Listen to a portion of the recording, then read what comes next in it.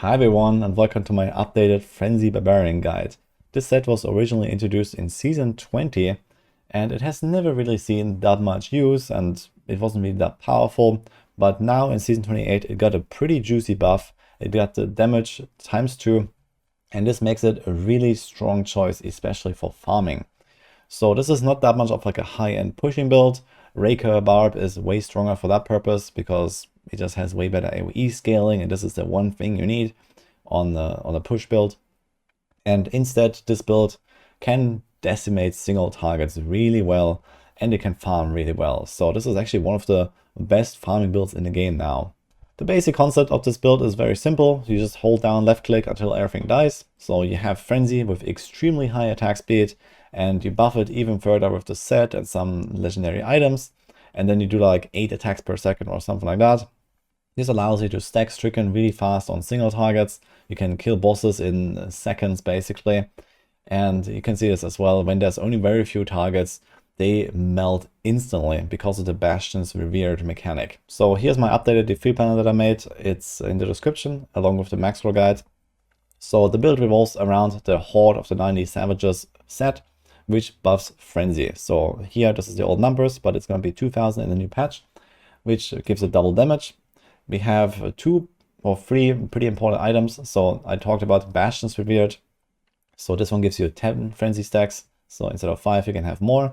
And then every time you hit an enemy, the damage will chain, and this is split between enemies. So the fewer enemies there are, the more damage you deal. This also makes the build a relatively decent Rift Guardian killer, even all the way up to GR 150. It's not a match for something like Ravma, but it can be used if you really want to. Next we have the Oathkeeper. So this is a one-handed mighty weapon that is also included in every single variation, gives you tons of attack speed and extra damage for Frenzy as well. And then there is the Belt, the Undisputed Champion. This gives you all the runes for Frenzy and extra damage for Frenzy as well. And with those 3 items, the build is basically complete, and then you just add a bunch of extra like smaller damage or utility or defensive choices. Especially the Band of Might is a very important item to give you a lot of toughness. This is included in basically every Barbarian build. And then occasionally we have other options like Convention of Elements, like the Squirt's Necklace. So especially in speed farming, this is a very good amulet. Whereas in pushing, you usually go with the Endless Walk set, because you can't really keep up the squirts. Depending on which exact setup you're running, you might want to change your second weapon. So you usually have this Oathkeeper equipped, and then a second weapon. For example, here in speedruns, Ingeum is very helpful to give you near permanent Wrath of the Berserker, depending on how many elite packs you kill. In a push, this usually changes to either an Azure Wrath, which has cold damage, and the chance to freeze, which I'm going to go into in a second. Or you can also sometimes do the Burning Axe of Sankus. This one has an Ignore Pain proc, so it is 35% damage reduction, which is also quite helpful, and has fire damage, which is a good stat. Depending on which weapon you wear and which element you roll on your items, you have to select the right Frenzy rune. So it doesn't matter which rune you choose, because you get all of them from the belt, but you have to match it with the elemental damage type that you're using. Aside from this, the set synergizes with all shouts, and shouts are the War Cry, the Threatening Shout, and the Battle Rage, and the set buffs each of their effects by ×2. So you want to have all 3 of those skills on your bar usually, especially Battle Rage. Bloodshed is a monster with the set, with those explosions that you get from critical strikes. Those do 40% of your recent critical strikes and allows you to actually deal AoE damage from attacking a single target.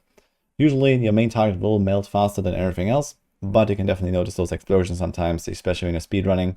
You can just run into a new pack and everything explodes and you move on, and you don't actually have to hit every single target one by one. And then there's other buffs like Threatening Shout, giving you 50% additive damage. Then there's War Cry that gives you 60% dodge chance and a bunch of armor. So this is the stuff that makes you tanky on this build, together with the Band of Might, that you keep up either with Ground Stomp or with Charge, depending on if you're pushing or farming. So you can use either of those. Some people also use Leap. It doesn't really matter as long as you use it once every 8 seconds at least to get the buff.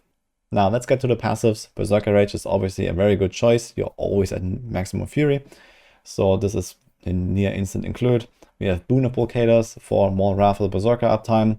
It's quite important to play around with Wrath of the Berserker a little bit, at least in pushing. So for example, when you have convention-based setups, you can use it for 2 convention cycles because a COE full elemental cycle is 16 seconds, Wrath lasts 20. So you can use it at the start of, for example, your fire COE when your element is fire, and then it will go through the second one later as well. But not every single push setup necessarily has convention of elements. So it's kind of like a choice that you have to make depending on what you use. For example, when you have this Endless Walk set, usually you drop the convention of elements. But for example, on the very high end, when people are tanky enough with high paragons, there are actually some that drop Bane of Might for convention of elements. But I wouldn't recommend that. But the point is, more Wrath the Berserker uptime means more damage. So this is always helpful, and you want to have this passive. Rampage is very strong, especially if you're farming, you need to have this passive. And then there's Ruthless, which is also very helpful, especially on conventional elements based builds. But in general, it just allows you to just basically execute enemies super quickly when they are low HP. And especially if you start filling out the density, and you start getting those kills, and you start getting Oculus Rings, then it all synergizes really well. And then you get the Rampage stacks from there.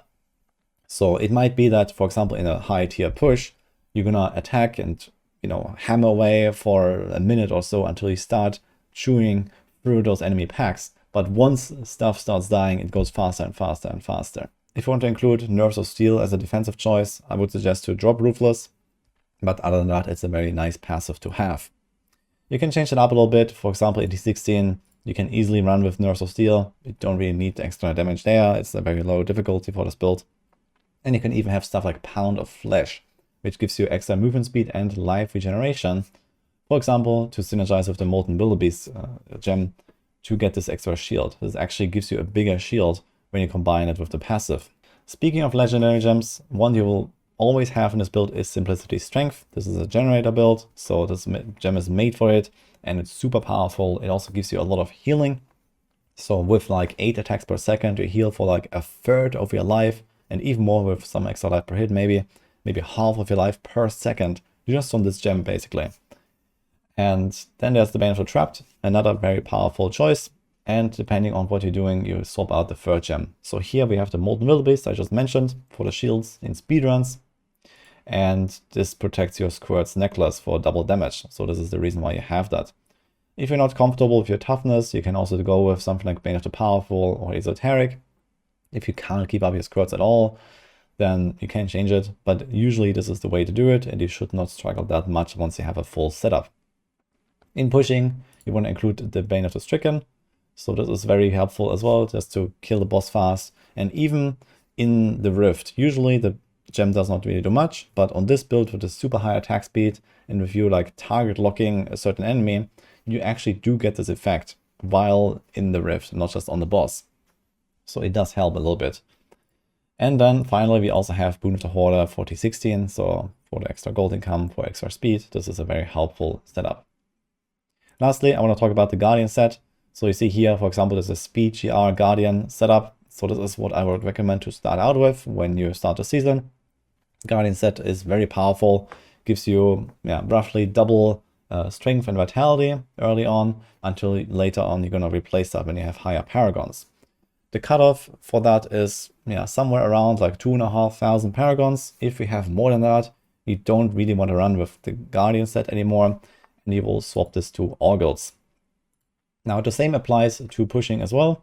So we have the solo push Guardian here, solo push Orgult, or you can also do some Season 28 setups with a convention of elements if you really want. For example, by just running the full 6-piece set and no Ring of Royal Grandeur. But again, this is up to you. Most of the setups are pretty close. In terms of gameplay, there's actually not really that much to add for this build. I mentioned the Bane of Might with the 8-second timer, so always make sure you keep that up. And other than that, you want to just basically smash enemies until they die. So usually one good trick is you can target lock, at least on PC. You can left click and never let go on an enemy. And that means that, for example, if they're teleporting away or if they have illusions, you will actually immediately target the right enemy as long as you don't let go of your left click button. Other than that, one thing to be aware about is that you deal double damage to stunned and frozen enemies. So this is one of the reasons why, for example, Azure Wrath is in the build in some setups, but you also stun by default with just the frenzy itself. There's a rune that gives a chance to stun. which is like this little lightning flash that you can see sometimes if you pay attention. And this means that you have a much higher burst damage in some cases. So for example, at the start of a fight, when there is no crowd control resistance on enemies, you might deal a lot more damage. And then if it's a longer fight, you might want to swap the targets back and forth a little bit to give monsters a little bit of time to recover their crowd control resistance so that you can stun them again or freeze them again. This is especially important in pushing, not so much in farming. And in general, you mostly want to hunt down elites. So I see this here, this is an Ingeum speed build. Obviously you want to find elite packs and keep up the buff as much as possible. So you have like, Perma Wrath and you can charge around. And in general, this build is much better suited for like longer fights against a few targets, as I mentioned. So usually you skip most of the trash, just rush ahead, find some packs. Even more so in Season 28, where packs are more valuable.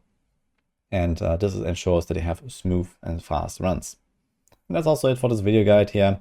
So hope that you're going to have a good time with the Barbarians in Season 28. I'm definitely looking forward to playing some Frenzy later in the season, so let's see how that will go. Hope you liked this video here, and see you guys next time.